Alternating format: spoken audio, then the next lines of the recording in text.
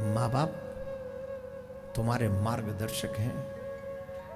माँ बाप वो हैं जो तुम्हें चलना, बोलना, जीना सिखाते हैं। वो शायद तुम्हारी हर रिक्वायरमेंट पूरी ना कर सकें, लेकिन वो तुम्हारे लिए सबसे अच्छा सलाह, सबसे अच्छी राह तुम्हारे लिए वो चुनते हैं।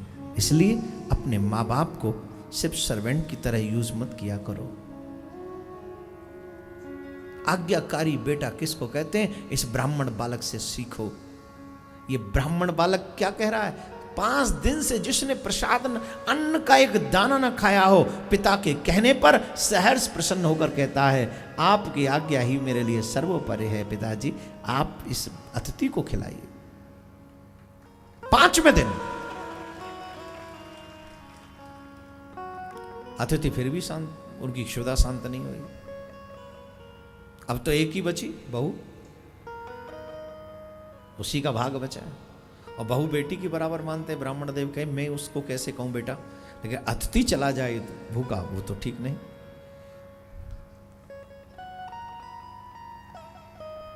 उस बहू का पति, उसने पूरी कथा सुनाई जाके। 2 मिनट, आप 1 मिनट ही अपनी आप को भी रख लो उनकी बहू की जगह पे, जितनी देवी यहां बैठी हैं, 1 मिनट के लिए रख लो कि वो देवी हम ही हैं। ये समझो आपका क्या डिसीजन होता उस समय। सच बोलना, झूठ बोलोगे तो पाप लगेगा और भगवान जान जाएगा, भगवान जान जाएगा। 1 मिनट के लिए सच अपने आप को वहां रखकर पूछो अपने आप से, उस अतिथि को क्या भोजन देते 5 दिन भूखे रहने के बाद? हैं? देखो यहां पूरे पंडाल में अगर 4 हुए ना ऐसे लोग, तो मैं दावे से कह सकता हूं 4 लोगों के ऊपर यह धरती टिकी हुई है। सब तो नहीं है, ये मुझे यकीन है। इवन औरों की बात मैं क्या कहूं, मैं खुद ऐसा नहीं हूं। आपकी बात तो आप जाने, मैं तो नहीं कर सकता ऐसा। 4 दिन 5 दिन में भूखा रहा हूं और मुझसे कोई कहे कि महाराज अतिथि को दे दो, मैं कहूंगा भैया मैं भी अतिथि हूं, भगवान ने मुझे यहां भेजा है। सारा नहीं दे सकता, 50-50 कर ले भाई, थोड़ा तुम ले लो, थोड़ा, इतना हम कर सकते हैं। सारा ही दे दें ये हम नहीं कर पाए। हम तो अपनी बात करें, हो सकता है आप मुझसे ज्यादा अच्छे हो, आप कर सकते हो। यहां ऐसे लोग बैठे, उनकी उससे मिलेंगे नहीं, ऐसे भी लोग यहां बैठे हैं। उस बहू ने कहा महाराज मेरे ससुर, मेरी सासू माँ और एक आप मेरे सर्वस्व आप हैं, आपने अपने बट का प्रसाद उनको दे दिया है, क्या मैं अकेली पालूं? वो रो रही है ये सोच के कि मैं कितनी खुश नसीब हूं, मेरी किस्मत कितनी अच्छी है, मुझे ससुर मिले इन जैसे, मेरी माँ सासू माँ मिली इन जैसी, और मेरे को पति मिले आप जैसे। मैं धन्य हो गई, मैं धन्य हो गई। उन्होंने भी अपने बट का प्रसाद दे दिया। चारों जिन्होंने 5 दिन से भोजन नहीं किया, चारों ने अपने बट का वो प्रसाद सबको दे दिया, वो अतिथि को, भिक्षुक को दे दिया, और अतिथि चारों का भोजन पाके तृप्त हुआ और चला गया।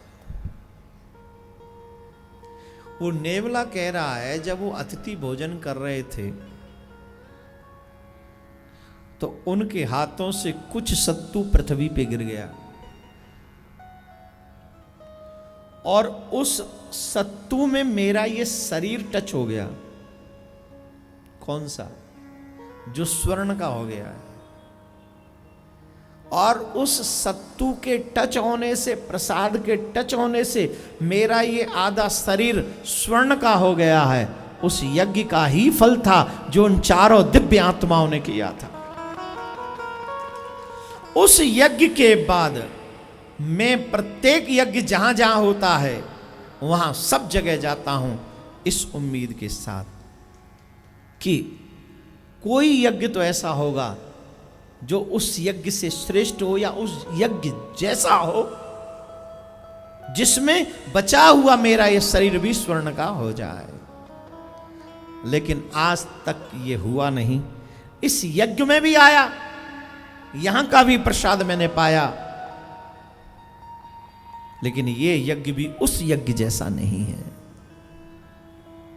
धर्मराज, पांचों पांडव जो है और जो लोग थे, उन गृहस्थ साधु ब्राह्मण ब्राह्मणी को नतमस्तक होकर प्रणाम करने लगे। सही मायने में ये परोपकार ही सबसे बड़ा धर्म है। खुद की क्षुधा सहन करना और दूसरों की क्षुधा को शांत करवाना, खुद की क्षुधा को रहते हुए। इसीलिए तो कहा गया, तन पवित्र सेवा किए, धन पवित्र कछुदान, मन पवित्र हरि भजन से होए त्रिविध कल्याण। तन पवित्र सेवा किए, तन की पवित्रता सेवा करने से होती है, धन की पवित्रता दान देने से होती है, मन की पवित्रता भगवान का भजन करने से होती है। और जो जीव इन तीन चीजों को अपने जीवन में अपनाते हैं, निश्चित तौर पर उनका कल्याण होता है। इसमें कोई दो राय नहीं है, इसमें कोई दो राय नहीं।